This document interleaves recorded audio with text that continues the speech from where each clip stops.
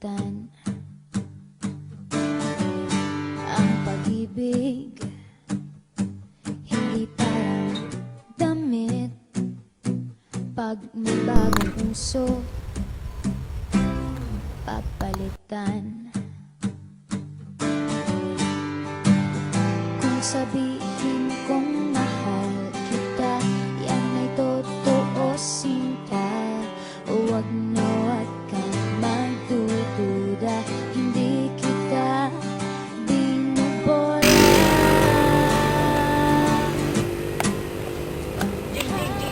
Oh, Mark, ko pala yan. Bakit? Anong kailangan mo? Hello? Ikaw, ay, alam mo ba yung lesson natin sa magayon yung factoring ba yun? Factoring. Factoring is the process of finding factors. It's just like splitting expression to multiplication into a simple expression. Meron din naman tinatawag na common monomial factor o yung perfect square trinomial. Pero siya ko na i-discuss yun. Ay, salamat. Hindi dahil sa'yo namatay na ako. Sa hirap ng math na yan. Tsaka, Saka? Ano? kung mahina man ako sa mga ganyang bagay, ikaw naman ang lakas ko. Kasi, di ba, student mo ako, ikaw yung teacher mo. Alam naman natin na sa yung mga estudyante, sa teacher nila kung ang lakas ko. By the way, meron kaming group study. Gusto mo sumama? Kasama yung kapatid 20. 20? Ampun lang. So, sige, kita na lang tayo sa church, ah. Bye. Bye! Girls! Si Mark gusto sumama sa group study with us. Ano? Pinopormahan ka na niya? Ano ba yan? Ang tagal sumagot? Ay! Kayo naman! Wala mo nang ganun. Besides, bata pa kami. Kaya, aral muna. Ang pagtatago ng nararamdaman ay parang math quiz. Sa hinaba-haba ng tanong, 0, 1, 2, 3 lang naman ang sagot. Parang ikaw, sa hinaba-haba ng sinabi mo, pag nanligaw, oo lang naman ang sagot. Walang duda. Mamahalin mo rin ang kuya ko. Nandiyan si Mark, nandiyan si Mark. Oh, Mark, ikaw pala yan. Tara na. Okay.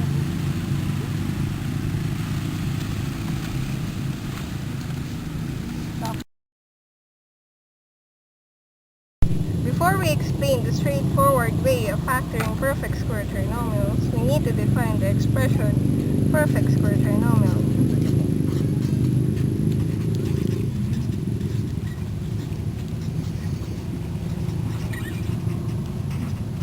Whenever you multiply a binomial by itself, the resulting trinomial is called a perfect square trinomial.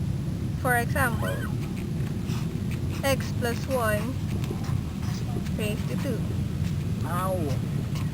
Ano? Its answer is x squared plus 2x plus 1. How did it happen? Square the first term, twice the product of the first and the last term, and square the last term, kaya ang resulta ay x squared plus 2x plus 1. Since ang x squared plus 2x plus 1 ay equals din sa x squared plus 2x plus 1 square. Get the base of the first term and the last term. Divide the second term into 2. Try to multiply the base of the first and the last term.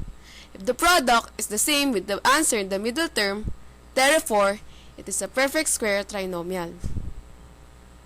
Salamat sa inyo, ang dami kong natutunan. Lalong-lalo na sige. Okay lang yun. Tsaka, naging masaya naman, di ba? Marami tayong natutunan.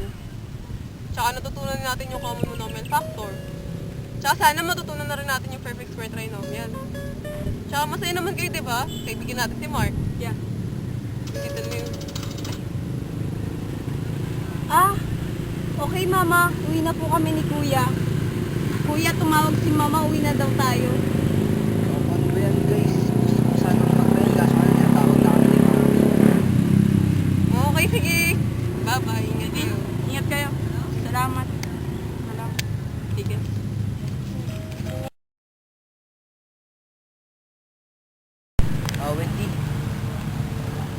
best friend mo naman si Jane, di ba? Kwentuhan mo naman ang tungkol sa akin. Si Jane? Mabait yon. Isa pa, maganda siya. Sa math, matinik yon. Matapang din siya, kahit pa ganon-ganon lang yun.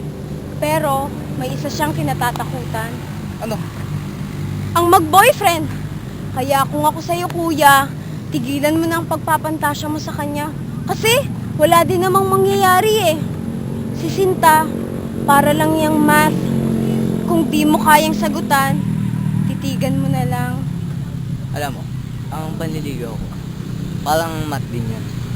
Alam nating mahirap, pero kailangan paghirapan yun para makuha yung sagot. Kung mabasted man ako sa unang pagkakataon, diba? Niniwala pa rin ako na math pa rin yun. Trial and errors, kumbaga. Kaya maghintay-hintay lang tayo, mapapasagot ko rin niya si Jane.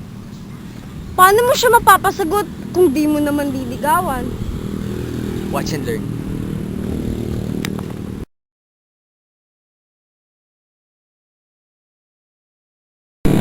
Sino nga bang maglilid ng group study natin? Alam ko si Mitch. Wala pa si Jane eh. Paano tayo magsisimula?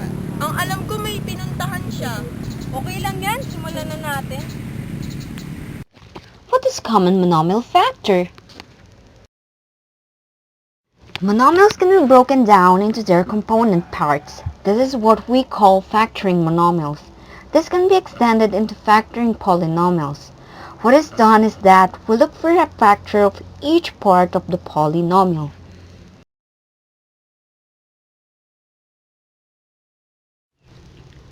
First of all, we just need to get the greatest common factor of 75 and 50. The greatest common factor of the two numbers is 25. So we'll put the GCF on the left side. Then after that, we need to cancel the smallest value of the given variables and subtract it to the value of the variable which has a higher value.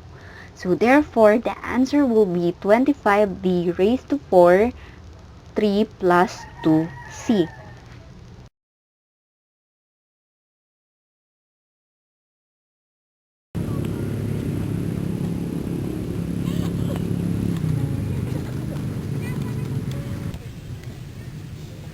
Jane yun ah. Yung kasama niya. Square the first term. What is the product of the first term and the last term? Square the last term at... Please na ako. Kasi ang tolse-tolse ko eh. Jane, mahal na mahal kita eh. Pero hindi ko kasi magawang ligawan ka kasi alam kong about kang mag-boyfriend. Kaya pinili ko na lang hintayin ka na mapaghanda ka. Hindi ko naman alam na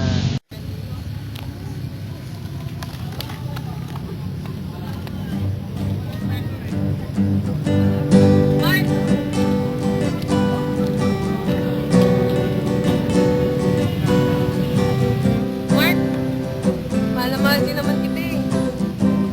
Kaso, hindi ko lang masabi sa'yo. Paano ba kasi yung lahat ng katolpihan? Sana umamin ka agad nung malaman ko, di ba?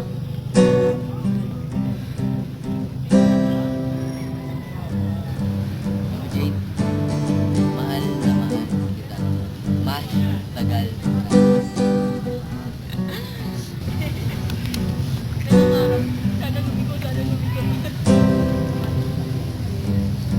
At, alam mo ba, Mark? Na, pagmamahal ko sa'yo, eh parang numbers and circles. Walang hanggan. At sila, ang kaibigan ko sa Math University o MU. Sila yung nagpapasaya sa akin araw-araw. Nabuo ang samahan namin sa pagkahilig sa math at group studies. Anyan si Mitch, na sobrang talino. Hindi lang sa math, kundi sa lahat ng subjects. Si Micaela naman, kahit napaka-emosyonal niyan, napapangiti niya naman kami araw-araw. Si Andy, siya yung dahilan kung bakit masaya ang pagkakaibigan. Si Wendy at yung mga course na ginagawa niya, nagpakitingkat sa blankong papel. Si Thea naman, sa ganda niya, lalo gumaganda ang samahan. Si Mark, ang dahilan bakit ako inspirado mag-aral.